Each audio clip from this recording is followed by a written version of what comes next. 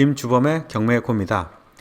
이번 시간은 지난 시간에 이어서 법정지상권과 관련된 사례 같이 확인하겠습니다. 2021년 6월 24일 강제 경매로 진행되는 사건입니다. 건물만 그 매각 대상이고 토지는 매각 제외되는 것이죠. 따라서 이 건물을 취득하는 자가 법정지상권이 있다면 토지 소유자는 건물의 철거를 요하지 못합니다.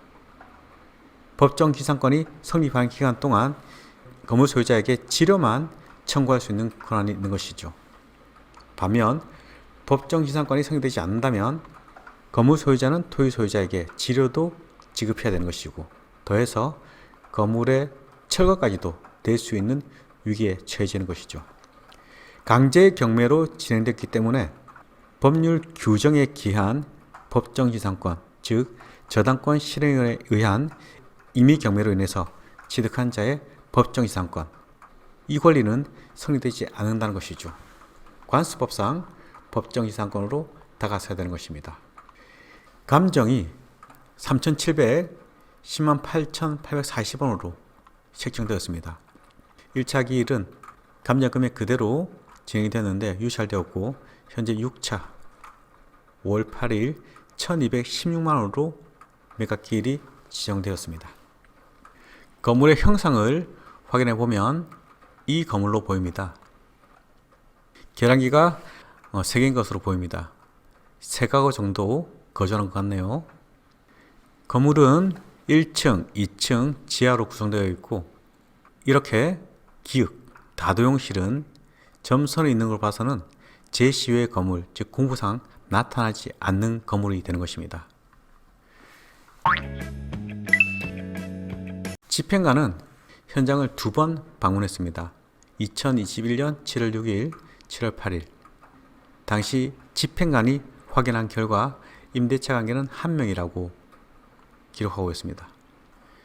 매각 물권 명세서를 보면 2019년 1월 2일 압류 등기가 최선순위 설정, 즉 소멸 기준권리가 되는 것이죠. 건물만 매각되는 사건에서 건물의 임차인은 집행관 현황조사 보고서와 달리 4명의 임차인이 있는 것으로 보입니다. 이자들 모두 2017년 9월 26일, 2018년 6월 22일, 이렇게 소멸 기준 권리인 압류 등기보다 모두 선순위로 보이는 것 같습니다.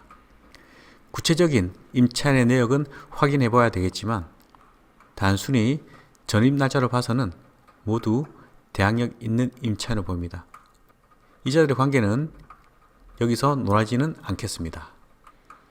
대항력과 관련된 부분은 별도로 논의하기로 하고, 이 건에서는 가처분, 매각으로 그 효력이 소멸하지 않는 것이라는 인수되는 권리 속에 각구 17번 최선순위 가처분 등기가 2018년 6월 11일 매각으로 소멸하지 않고 매수인에게 인수된답니다.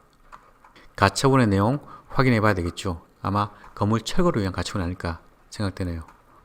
매각에 따라서 설정된 것으로 보이는 지상권의 개요, 이른바 법정지상권이라는 것이죠.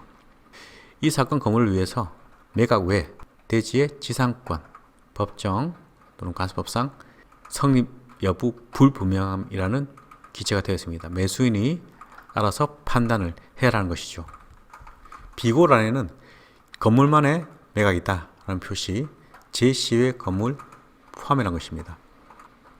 별도로 건물 출입문에 2020년경 그 이전부터 전기요금급 미납에 따른 전기공급 제한 예정 알림, 계고장 부착된 것도 보입니다. 이와 관련된 내용은 변론으로 하겠습니다. 등기사항 증명서에 소멸 기준 권리인 압류보다 빠른 가처분 등기가 있습니다. 이 가처분은 건물 청구 및 토지 인도 청구권을 피보정 권리로 하는 것이죠. 결국 토지 소유자인 이자가 건물 소유자에게 건물을 철거하고 토지에 대한 인도를 해라 라는 취지의 가처분을 한 것이고, 본안소송 결과에 따라서 이 건물은 철거가 될 수도 있는 것이죠. 이제 이 건물의 법정지상권 성립 여부를 확인해야 됩니다. 그 법정지상권은 토지 소유자와 건물 소유자가 동일인이어야 하는 것이죠. 등기부상 각구 내용을 보니 최초 소유자에 대한 내용은 보이지 않습니다. 폐쇄 전 등기부 14번에 있던 소유권자가 1988년 9월 23일 이 부동산을 매수했고 건물이 건축된 연도를 확인해야 되겠죠. 건물 등기를 확인해 보면 이 각구에는 소유권 이전에 대한 내용이 들어있습니다. 소유권 보존에 대한 내용을 봐야 되겠죠.